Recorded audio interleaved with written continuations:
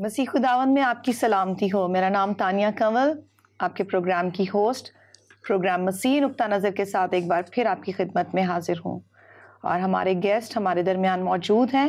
میں چاہوں گی کہ میں ان کو بھی ویلکم کروں۔ بشپ صاحب، welcome to the program. Thank you very much. کیسی طبیعت آپ کی؟ خدا ان کا شکر ہے، آپ کیسی ہیں؟ میں بھی شکر ہے خدا کا، بالکل ٹھیک ہوں۔ ناظرین آپ سب کو بھی سلام۔ خدا ان میں آپ کو بڑی محبت اور بڑی برکت۔ بشپ صاحب، ایک آج جو ٹاپک پہ میں بات کرنا چاہ رہی ہوں وہ تقدیس کے حوالے سے ہے۔ کلام مقدس ہمیں بڑی گہرائی سے اور بڑے واضح طور پر کہتا ہے تم مقدسین ہو، شاہی کائنوں کا فرقہ ہو۔ جبکہ آپ آج کے مسیحی پر اگر غور کریں تو ایک بڑی عام فعل سی بات ہے کہ جب بڑے بڑے کروسیڈز میں جائیں یا ہم کوئی اچھی سے اچھی بڑی سے بڑی عبادت، میرا مراد ہے کہ اس میں بیٹھے کنونشن میں ہوں، گناہوں کا اقرار کرتے ہیں، ہر باری توبہ بھی کر لیتے ہیں، اور پھر جب کسی بھی بڑے یا چھوٹے کے منہ سے سنیں تو وہ کہتے ہیں جی ہم تو گنہگار ہیں، ہم تو گنہگار ہیں، ہم کیا کر سکتے ہیں، ہم سے تو گناہ ہی سرزد ہوتے ہیں۔ تو اگر ہم گناہگار ہی ہیں اور ہمارے بڑے اور چھوٹے یہ بات عام طور پر کر دیتے ہیں، تو پھر یہ جو مقدسین ہے یہ کون ہے، یا یہ کوئی اور لوگ ہیں جن کے لیے کلام مقدس میں لکھا گیا ہے؟ بیٹا، جو مسیحی تعلیم ہے، خداوند یسوع مسیح کی بادشاہت کی منادی ہے، جی، خداوند یسوع مسیح کی بادشاہت ہے، اس کا مرکزی خیال زندگی ہے۔ اب خداوند کے پاک کلام میں ہم سے تقاضا کیا گیا ہے کہ پاک بنو جس طرح تمہارا بلانے والا پاک ہے، جس کو آپ تقدیس کا عمل کہہ رہی ہیں۔ اور جو تقدیس کا عمل ہوتا ہے وہ اس بلاہٹ پہ ہے کہ چونکہ خداوند یسوع مسیح مصلوب ہو گئے ہیں، انہوں نے تمہارا کفارہ دے دیا، انہوں نے اپنا لہو بہا دیا۔ خداوند کے پاک کلام میں یہ لکھا ہے اور بتایا گیا ہے، اور یہ تاریخ ہے کہ جس رات خداوند یسوع مسیح پکڑوائے گئے، اس رات انہوں نے پیالہ لیا اور شکر کر کے اپنے شاگردوں کو دیا اور کہا اسے پیو، کیونکہ نئے عہد کا یہ میرا وہ خون ہے جو تمہارے اور بہتوں کے گناہوں کی معافی کے لیے بہایا جاتا ہے۔ اب سمجھنے والی بات، غور کرنے والی بات یہ ہے کہ خداوند یسوع مسیح کے اس عہد کے وسیلے سے جو انہوں نے میرے اور آپ کے ساتھ اور سب ناظرین کے ساتھ اور سب ان لوگوں کے پاس جن تک خداوند کا کلام پہنچا ہے، خوشخبری پہنچی ہے، ان سب کو خداوند یسوع مسیح نے ایک نچوڑ نکال کے دیا ہے کہ یہ عہد کا پیالہ تمہارے اور بہتوں کے گناہوں کی معافی کے لیے ہے۔ اب اس میں کتنی پشتیں گزر گئی ہیں، ساری دنیا میں یہ پھیل گیا ہے، کتنی ڈینومینیشن شروع ہو گئی ہیں سارے، لیکن سب اس بات پہ متفق ہیں کہ اشعیا ربانی ہمیں یاد دلاتی ہے اور ہم نے اس میں حصہ لینا ہے۔ خداوند یسوع مسیح نے یہ فرمایا تھا کہ میری یادگاری کے لیے ایسا ہی کیا کرو، تو ہم نے اس عہد کو یاد کرنا ہے، اور خدا کے خادموں کا یہ کام ہے کہ وہ کلیسیا کو بار بار یاد دلاتے رہیں کہ عہد کے اس پیالے میں شامل ہو کر آپ کی رفاقت، پاک شراکت بھی ہم اس کو کہتے ہیں، اشعیا ربانی بھی اسے کہتے ہیں، ہولی کمیونین بھی اسے کہتے ہیں کہ یہ پاک شراکت ہے۔ کس کے ساتھ پاک شراکت ہے؟ آپس میں بھی ہے، لیکن وہاں پر خداوند یسوع مسیح بھی موجود ہے، جنہوں نے یہ فرمایا کہ جہاں 2 یا 3 میرے نام پر جمع ہوں گے میں ان کے درمیان حاضر ہوں گا۔ ناظرین، بڑی سادگی کے ساتھ میں یہ عرض کرتا ہوں کہ دیکھیں، جب ہم دعا کرتے ہیں تو شاید کیفیت کچھ اور ہوتی ہے، جب ہم اشعیا ربانی کی عبادت میں شرکت کرتے ہیں تو شاید روحانی کیفیت کچھ اور ہوتی ہے، دعا اور بندگی کرتے ہیں اور اشعیا ربانی کے لیے تیار ہوتے ہیں تو اس وقت روحانی کیفیت کچھ اور ہوتی ہے۔ اب یہ دن جو مقرر کیے گئے ہیں، یا خداوند یسوع مسیح کا یہ کہنا کہ یہ تمہارے گناہوں کی معافی کے لیے ہے، اور خدا کے کلام کی یہ بلاہٹ کہ پاک بنو جس طرح تمہارا بلانے والا پاک ہے، اگر ہم یا لوگ اس سوچ کو نظر انداز کر دیتے ہیں، اس دعوت کو نظر انداز کر دیتے ہیں، پاک بننے کی خدا کی بلاہٹ کو نظر انداز کر دیتے ہیں تو خداوند یسوع مسیح کی مصلوبیت کا مقصد ہماری زندگیوں میں، ہماری سوچوں میں فوت ہو جاتا ہے۔ ہمیں ضرورت ہے کہ ہم خداوند کے پاک کلام کی اس دعوت کو قبول کریں کہ میں نے پاک بننا ہے۔ یہ ایک چیلنج ہے، شاید میں بے عیب نہیں ہو جاؤں گا، مسیح نے فرمایا کہ کوئی بھی نیکوکار نہیں، ایک بھی نہیں، لیکن خداوند کے پاک کلام پر نگاہ کرنے سے ہمیں پتہ چلتا ہے کہ جب ہم توبہ کر لیتے ہیں تو پھر اس کے بعد ہماری زندگیوں میں ایک تقدیس کا عمل شروع ہو جاتا ہے۔ تقدیس کا عمل یہ ہے کہ جس دن آپ نے توبہ کی تھی اس دن کی نسبت آپ نے ایک جستجو شروع کی ہے، اور مدد کرنے کے لیے خدا کا پاک روح ہے۔ مدد کرنے کے لیے خدا کا پاک روح ہے۔ جس دن آپ نے توبہ کی تھی تقدیس کا عمل اسی وقت شروع ہو گیا تھا، آپ کے گناہ مٹا دیے گئے، آپ کے خلاف حکموں کی جو دستاویز تھی۔ اب بہت سارے لوگ اس بات پر بحث کرتے ہیں کہ جی پرانے عہد نامے میں سے جتنی باتیں تھیں کیا وہ ہم پر لاگو ہوتی ہیں یا نہیں ہوتی۔ جو گناہ ہیں وہ ان حکموں کی نافرمانی یا خدا کے کلام کی روح کے خلاف چلنا۔ اب خلاف چلنے کو اگر ہم واپس جائیں ذرا پچھلے اپنے پروگراموں میں تو آپ کو یاد ہوگا کہ ایک پروگرام میں نے یہ عرض کی تھی کہ آدم اور حوا کو خدا نے یہ حکم دیا تھا کہ اس درخت کا تم نے پھل نہیں کھانا۔ تو جس کو ہم موت سمجھتے ہیں وہ موت تو واقع نہیں ہوئی، لیکن خدا نے ان کو گردن سے پکڑ کر باغ عدن میں سے نکال دیا۔ وہ جدائی در حقیقت گناہ کی حالت ہے۔ خدا ان کے پاک کلام میں لکھا ہے کہ گناہ کی مزدوری موت ہے۔ تو یہ وہ جو گناہ آلودہ زندگی ہے یا گناہ کی حالت ہے، لیکن جب آدمی میں احساس پیدا ہوتا ہے کہ میں نے زندگی اور کثرت کی زندگی پانی ہے جس کے لیے خدا یسوع مسیح آئے، اور جب ہم خدا کی محبت کو دیکھتے ہیں کہ میں کتنا گناہ گار ہوں، خدا نے کتنا مجھ پر رحم کیا ہے کہ اس نے بنائے عالم سے پیشتر ذبح کیا جانے والا برہ میری خاطر اپنے بیٹے کو، یعنی خود انسان کا روپ لے کر وہ تشریف لا کر لکھا ہے کہ ہماری مخلصی، اب یہ میں خاص طور پر زور دے کے بات کر رہا ہوں کہ ہماری مخلصی ہمارے ہدیوں پر، ہمارے نذرانوں پر نہیں، وہ ایک ذمہ داری کا حصہ ہے، قربانیوں پر نہیں، دیگیں چڑھانے سے نہیں، ان چیزوں سے نہیں۔ وہ کہتا ہے ایک پاک اور بے عیب برے کی، یعنی یسوع مسیح کے بیش قیمت خون سے ہوئی ہے۔ تو جو تقدیس کا عمل ہے وہ خداوند یسوع مسیح کے اس لہو کی وجہ سے شروع ہو جاتا ہے۔ خداوند یسوع مسیح کو اپنا کفارہ مان لینے سے شروع ہوتا ہے، اس پر ایمان لے آنے سے شروع ہو جاتا ہے، اور اس کے لہو سے ہمارے گناہ دھل جاتے ہیں۔ اور جیسا کہ خداوند کے پاک کلام میں لکھا ہے کہ تمہارے گناہ چاہے ارغوانی بھی کیوں نہ ہو وہ دھل کر برف کی مانند سفید ہو جائیں گے۔ ٹھیک ہے، تو یہ ہے پہلا سٹیپ تقدیس کا۔ اب اس کے بعد خداوند کا پاک کلام ہمیں جب ہم توبہ کر لیتے ہیں اور لائن کے اس پار آ کے، جیسے میں پہلے کہتا رہا ہوں کہ لائن کو کراس کر کے آپ نے خدا کی بادشاہت میں آنا ہے اور خداوند یسوع مسیح کے سامنے اپنے ہتھیار ڈالنے ہیں، یعنی گناہوں کا اقرار کرنا ہے، گناہوں سے توبہ کرنی ہے، گناہوں کو ترک کرنے کا اقرار کرنا ہے، خداوند یسوع مسیح کے ساتھ عہد باندھنا ہے، اس کو اپنا خداوند اور بادشاہ ماننا ہے۔ تو وہ ہمیں ایک درجہ دے دیتا ہے۔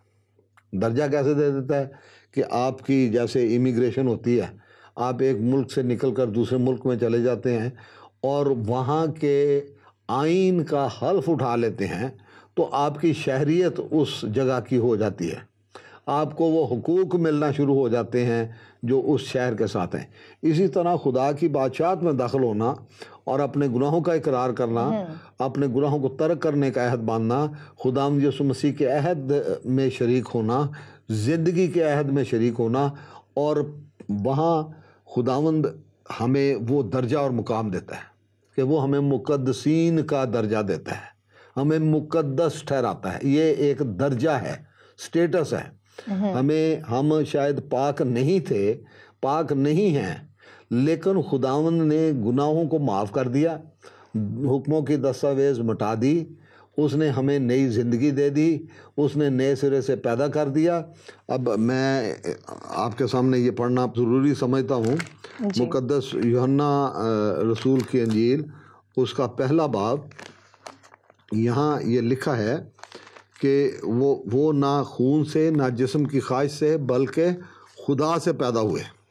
اب خدا سے پیدا ہونا کوئی چھوٹی سی چیز نہیں ہے، یہ روحانی زندگی کا ایک بنیادی عمل ہے، ایک بنیادی قدم ہے جس سے ہم نئے بن جاتے ہیں۔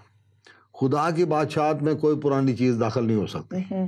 خدا ان کے پاک کلام میں لکھا ہے کہ میں نے ایک نیا آسمان دیکھا، ایک نئی زمین دیکھی، اور خدا فرماتے ہیں کہ دیکھ میں سب چیزوں کو نیا بنا دیتا ہوں۔ ہمیں بھی نئے سرے سے پیدا کرنے کے وسیلے سے، یہاں یہ میں پھر پڑھتا ہوں، جتنوں نے اسے قبول کیا اس نے انہیں خدا کے فرزند بننے کا حق بخشا، یعنی انہیں جو اس کے نام پر ایمان لاتے ہیں، وہ نہ خون سے نہ جسم کی خواہش سے نہ انسان کے ارادے سے بلکہ خدا سے پیدا ہوئے۔ یہ ہے نئی پیدائش۔ تو یہ ہے ایک درجہ ہے کہ خدا نے ہمیں اپنے گھرانے کے فرد بنا لیا، اس نے ہمیں مقدسین ٹھہرا دیا۔ اب وہاں سے آگے تقدیس کا عمل شروع ہو جاتا ہے کہ ہم روز بروز پاک ہوتے جائیں۔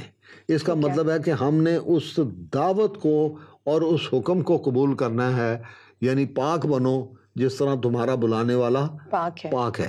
تو اس کے لیے ایک سیکنڈ، اس کے لیے بنیادی بات یہ ہے کہ ہمارے اندر یہ شعور جنم لے لے، ہمارے اندر یہ خواہش پیدا ہو جائے کہ میں نے پاک بننا ہے۔ کیوں؟ کیونکہ خدا روح ہے اور وہ پاک ہے۔ بالکل۔ تو جب ہم نے اس کے ساتھ ایک ہونا ہے تو خداوند چاہتا ہے کہ ہم پاک بنیں، وہ ہمیں پاک بنانا چاہتا ہے، اور اس نے پاک بنانے کے سارے کام ہمارے لیے اس نے مہیا کر دیے ہیں جن کے وسیلے سے ہم پاک ہو جاتے ہیں۔ ایک بڑی سادہ سی بات ہے جی کہ یہ کام خدا کے خادموں کا ہے۔ خدا کا کلام لوگوں کو توڑتا ہے تو وہ توبہ کرتے ہیں۔ خدا کا کلام لوگوں کے دلوں کو توڑتا ہے، ان کو پکڑ کے جھنجھوڑتا ہے۔ جب کوئی بھی کلام سنا رہا ہوتا ہے، چاہے کوئی عام آدمی ہو، چاہے کوئی مبشر ہو، چاہے کوئی باہر سے آیا ہوا ہو، یہاں کے لوگ بھی یہاں کے لوگوں سے کلام سن کر توبہ کرتے ہیں۔ بچے جب پیدا کرتے ہیں تو سب سے پہلا کام کیا ہوتا ہے کہ ان کو غسل دیا جاتا ہے۔ خدا ان کا پاک کلام کے غسل کا ذکر کرتا ہے۔ خدا اپنے کلام کو نازل کرتا ہے اور وہ اپنے کلام کا غسل دیتا ہے اور ہمارے داغوں اور جھریوں کو دور کرتا ہے۔ کمی یہاں پہ رہ جاتی ہے کہ جب ہم ان زندگیوں کو جو خداوند یسوع مسیح میں پیدا ہوئیں، ہم ان کی طرف دھیان دینا چھوڑ دیتے ہیں۔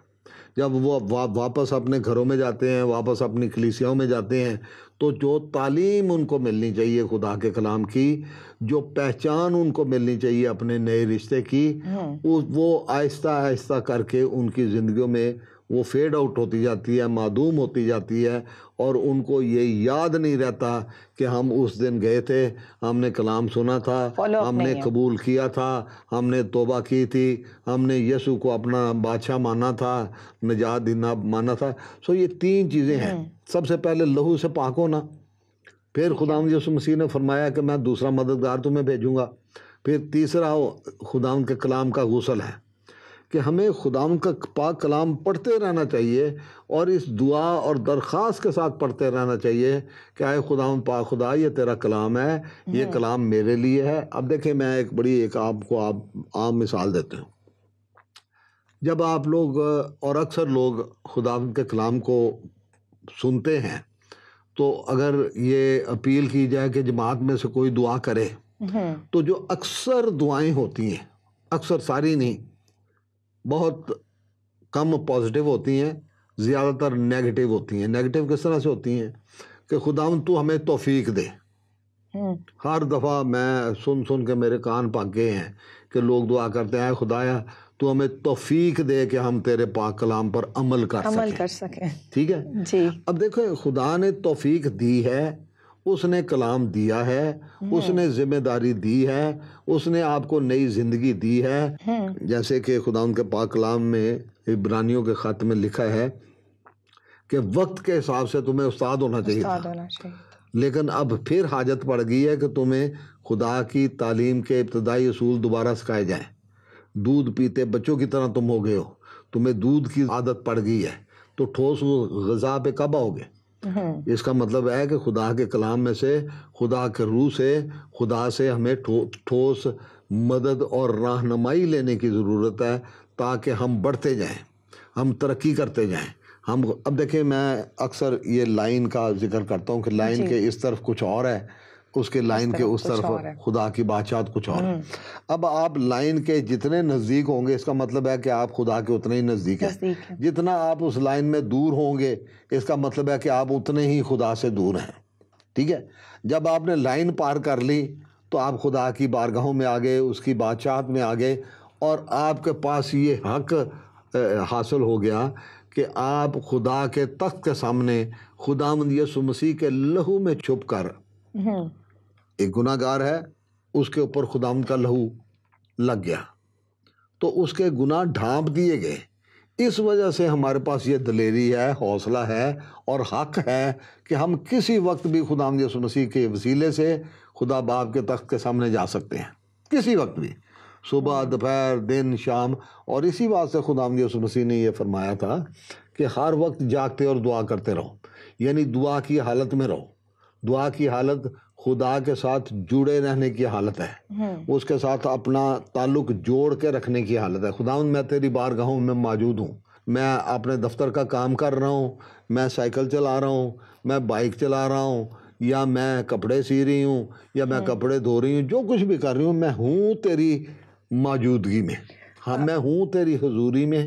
اور یہ ہے کہ یہ دھیان دینے کی بات ہے کہ ہم دھیان دیں کہ خداوند کی حضوری ہمارے لیے ہر وقت انتہائی ضروری ہے، ہم اس کی حضوری میں سے کبھی باہر نکلنے کی جرات نہ کریں۔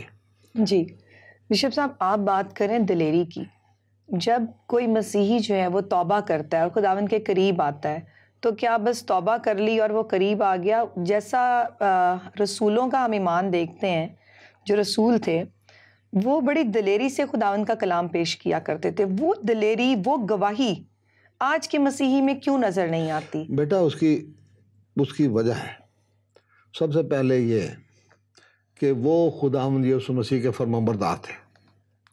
خداوند یسوع مسیح جب آسمان پر جانے لگے تو انہوں نے اپنے شاگردوں کو یہ فرمایا، بلکہ یہ حکم دیا کہ یروشلم میں ٹھہرے رہو، ٹھیک ہے؟ اب انہوں نے اس حکم کو مانا اور وہ اس بالا خانے میں چلے گئے، اور لکھا ہے کہ وہ یک دل ہو کر دعا کرتے تھے، یک دل ہو کر دعا کرتے تھے۔ اب ہمیں ضرورت ہے کہ ہم سب کے سب جتنے ایماندار ہیں خداوند سے کہیں، درخواست کریں اور اس سے یہ منت کریں کہ خداوند تو ہمارے دل کی آنکھیں کھول، ہماری روحانی بصیرت کو بحال کر، ہماری روحانی حصوں کو بحال کر، تاکہ ہم بھی بالا خانے کی روح میں دعا کر سکیں۔ اور جب خدا کا روح آ جاتا ہے، نازل ہو جاتا ہے، تو پھر شاگرد کیا کرتے تھے؟ ہر روز ہیکل میں جمع ہوا کرتے تھے، ہر روز وہ روٹی توڑا کرتے تھے، ہر روز وہ ایک دوسرے کی آہو پکار سنا کرتے تھے، وہ ایک دوسرے کے جو مسئلے مسائل تھے وہ سنا کرتے تھے، یعنی ایک خاندان تھا، اور ہر روز وہ دعا کیا کرتے تھے مل کے۔ خداوند کے پاک کلام میں خداوند یسوع مسیح کے بارے میں، جن کو یہ کہا گیا ہے کہ بنائے عالم سے پیشتر ذبح کیا ہوا برہ، لکھا ہے کہ یہ بھید ہے، اور خدا کا شکر ہے، یہ اس کی محبت ہے کہ وہ اپنے بھید کو ہم پر کھولتا ہے اپنے پاک روح کے وسیلے سے۔ یہ تین باتیں ہیں، ان پر غور کرتے رہنے کی ضرورت ہے۔ خداوند یسوع مسیح کے لہو سے اور اس عہد سے ہمارے گناہ دھل جاتے ہیں۔ پھر خدا اپنے پاک روح کو نازل کرتا ہے تاکہ وہ خدا کے تقاضے ہماری زندگیوں میں پورے کرے، ہماری مدد کرے تاکہ ہم خدا کے تقاضے اپنی زندگی میں پورے کر سکیں۔ تیسرا ہے خدا کا کلام، کہ ہم خدا کے کلام کو، یہ ہماری روحانی غذا ہے، روزمرہ کی غذا ہے، کہ ہم اس غذا کو کھائیں، خدا کے کلام کو پڑھیں، خداوند سے پوچھیں کہ خداوند تو مجھے سکھا۔ خداوند کب سکھاتا ہے؟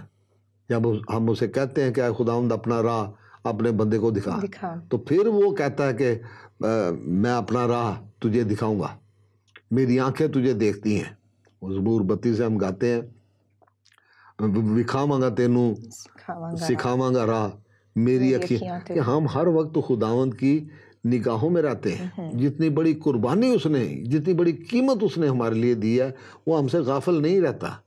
لیکن اس نے ہمیں آزادی دی ہوئی ہے. محبت کی بنیادی شرط یہ ہے کہ آدمی اپنی خوشی سے، اپنے دل سے، اپنی مرضی سے وہ کسی سے بھی محبت کرے. زبردستی نہیں، گردن سے پکڑ کے محبت نہیں ہوتی. تو ہمیں ضرورت ہے کہ ہم اپنی عقل کی کمر باندھ کر اور ہوشیار ہو کر، خدا نے قائن کو یہ کہا تھا کہ گناہ دروازے پر دبکا بیٹھا ہے اور وہ تیرا مشتاق ہے. آج کی دنیا میں بھی گناہ ہر ایماندار کے آس پاس منڈلاتا رہتا ہے کہ میں کہیں نہ کہیں اس کو کسی نہ کسی چیز میں پھنسا لوں. تو یہاں ہمیں ضرورت ہے کہ ہمارے اندر ایک شوق پیدا ہو جائے، ایک جستجو پیدا ہو جائے کہ میں نے پاک بننا ہے، میں نے کوشش کرنی ہے. خدا نے مجھے مددگار دیا ہے، خدا نے اپنا پاک کلام دیا ہے. خدا ان کے کلام میں لکھا ہے کہ جس کے کان ہیں وہ سنیں کہ روح کلیسیوں سے کیا فرماتا ہے. وہ خدا کا کلام، خدا کا روح وہ نازل ہوتا رہتا ہے اور ہم نے اس کی طرف دھیان دینا ہے کہ اے خداوند فرما، تیرا بندہ سنتا ہے، تیری بندی سنتی ہے. اب یاد کریں کہ سیموئیل نبی ایک بڑے قداور نبی ہوئے ہیں. تو وہ جب چھوٹے تھے، ہیکل میں تھے، تو ان کو خدا کی آواز آتی ہے جی، تو وہ بھاگ کے ایلی کے پاس چلے جاتے ہیں. ہاں جی، آپ نے بلایا مجھے؟ وہ کہتے ہیں نہیں، میں نے تو نہیں بلایا. پھر دوسری دفعہ پھر وہی ہوتا ہے، پھر وہ کہتے ہیں میں نے نہیں بلایا. تیسری دفعہ جب وہ جاتے ہیں تو وہ کہتے ہیں کہ تیرے ساتھ خدا بات کرنا چاہتا ہے اپنے تجربے کی وجہ سے. اب دیکھیں یہاں پہ بڑی ایک بھید کی بات ہے کہ ایلی بزرگ تھا، کاہن بھی تھا، تجربہ بھی تھا، تعلیم بھی تھی، لیکن خدا نے کس کو چنا؟ بچے کو. تو خدا خود بھی بچہ بن کے ہمارے پاس آ گیا تھا. اور خداوند یسوع مسیح نے یہ بھی فرمایا تھا کہ خدا کی بادشاہت کو تم نے بچوں کی مانند قبول کرنا ہے. بچوں کا مطلب یہ ہے کہ وہ تربیت کا عمل تمہارا شروع ہو جائے، پھر تم سیکھتے جاؤ، پھر تم بڑھتے جاؤ، پھر تم ترقی کرتے جاؤ، پھر تم قدور ہوتے جاؤ، جب تک کہ ہم سب کے سب مسیح یسوع کے پورے قد کے اندازے تک نہیں پہنچ جاتے. ہمارا سفر ہے. آپ کو یاد ہوگا کہ پہلے پروگرام میں نے یہ کہا تھا کہ مسیحی زندگی ایک روحانی سفر ہے اور یہ سفر خداوند یسوع مسیح کے ساتھ ہے. اگر ہماری آنکھیں کھل جائیں اور ہمیں نظر آئے کہ خداوند یسوع مسیح میرے ساتھ موجود ہے، تو پھر ہماری سستی، لاپرواہی، ہماری بے دھیانی اور کوشش نہ کرنا، جستجو نہ کرنا، پاک بننے کے لیے خدا کے کلام کا غسل نہ لینا، خدا کے روح کی ہدایت نہ لینا، پھر ایک فرق ہو جائے گا نا. بالکل کہ ہمیں خداوند یسوع مسیح کی حضوری کا احساس ہونا چاہیے. اب اینڈ میں میرا خیال ہے کہ میں یہ کہوں گا کہ ہمیں یہ یاد رکھنا چاہیے کہ ہماری جگہ کیا ہے.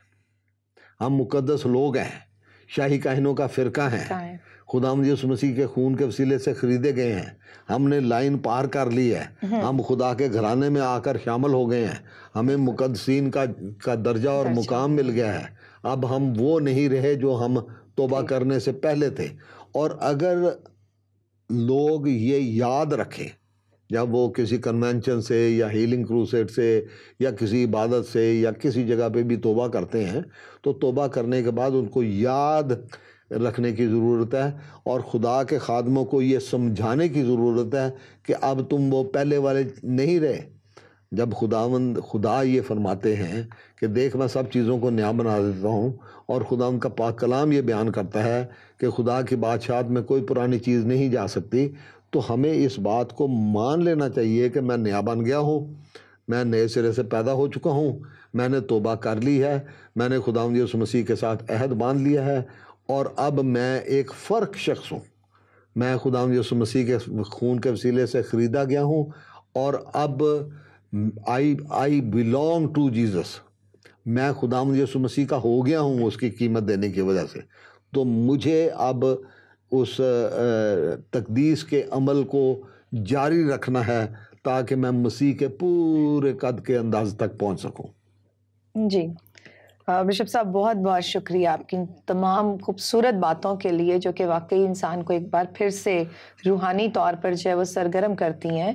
عزیزوں، آج ہم نے سیکھا کہ ہم اگر شاہی کائنوں کا فرقہ ہیں، اگر ہم خداوند یسوع مسیح کے چنے ہوئے لوگ ہیں، اور میرا خیال ہے خداوند یسوع کبھی اس کا جو سلیکشن ہے وہ غلط نہیں ہو سکتا، کیونکہ اس نے خود ہماری خاطر دنیا میں آ کر اپنا لہو بہا کر، تاکہ ہماری جان نہ لی جائے، اس نے ہمارا فدیہ دیا۔ ضرورت ہے کہ ہم اس کے لہو کو پہنیں، اس کے لہو کو اپنے اوپر لیں، اور اس وقت تک ٹھہرے رہیں جب تک کہ ہمیں پاک روح نہیں ملتا، کیونکہ جیسے شاگرد ٹھہرے رہے، کیونکہ وہ یسوع مسیح کے ساتھ رہتے تھے، ساتھ ساتھ یسوع کے کھاتے تھے، پیتے تھے، یسوع ان کو بلیس کرتے تھے، لیکن ان کے لیے بھی یسوع نے کہا تھا کہ ٹھہرے رہنا جب تک تمہیں قوت کا لباس نہ ملے۔ کیا آج ہم توبہ کرنے کے بعد، یسوع کو پہننے کے بعد، کیا روح القدس کے لیے ویٹ کرتے ہیں؟ کیا ہم چاہتے ہیں کہ خدا کا روح جو ہے وہ ہمیں ملے اور ہماری زندگیوں میں یسوع نام کی گواہی ہو؟ شاید ہم انتظار ہی نہیں کرتے، ہم اپنی دنیاوی فکروں میں کھو جاتے ہیں، بالکل اس دانے کی طرح جو کہ بونے والا نکلا اور وہ دانہ جھاڑیوں میں جا گرا۔ وہ اگا تو ضرور، لیکن جھاڑیوں نے اس کو اوپر سے گھیر لیا اور وہ بڑھ نہ سکا۔ کیا ہم اسی لیے بنے ہیں کہ خداوند کی بادشاہت میں کھڑے ہو کر بھی ہمیں کوئی جھاڑیاں گھیر لیں، ابلیس وہاں تک ہم پر رسائی کر سکے؟ ہرگز نہیں۔ ہم ضرور جب بھی ہم توبہ کریں، ہم خداوند کے حضور ٹھہریں اور اس سے وہ قوت کا لباس لیں جس کا اس نے وعدہ کیا ہے، تاکہ اس روحانی مقام تک پہنچے جس کے لیے خداوند نے ہمیں مخصوص کر رکھا ہے۔ اپنا خیال رکھیں، کلام مقدس کو پڑھتے رہیں، اپنی روحانی غذا کو کبھی نہ بھولیں، تاکہ یسوع کے بدن کو ترقی دینے والے بنیں۔ اپنا خیال رکھیے، پروگرام دیکھتے رہیے مسیحی نقطہ نظر۔ پھر ملیں گے اگلے ہفتے اسی جگہ اسی وقت۔ خدا حافظ۔